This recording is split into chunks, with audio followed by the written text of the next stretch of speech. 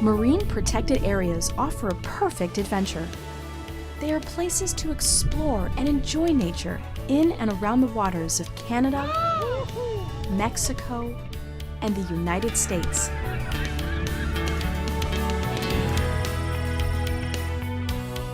A trip to the protected seashore of North Carolina's Outer Banks is more than a day at the beach.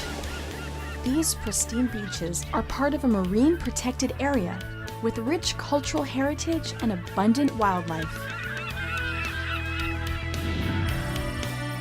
Mexico's marine protected areas are well-known destinations for snorkelers.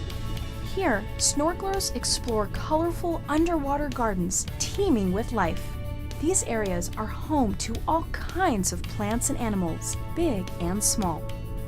An underwater museum at Cancun National Park helps restore and ease pressure on nearby reefs. It attracts visitors to an unusual day at the museum. The raw beauty of the Pacific Northwest is a stunning backdrop for boaters and kayakers. Off the rocky beaches, surfers from around the world brave the cold water to catch a wave.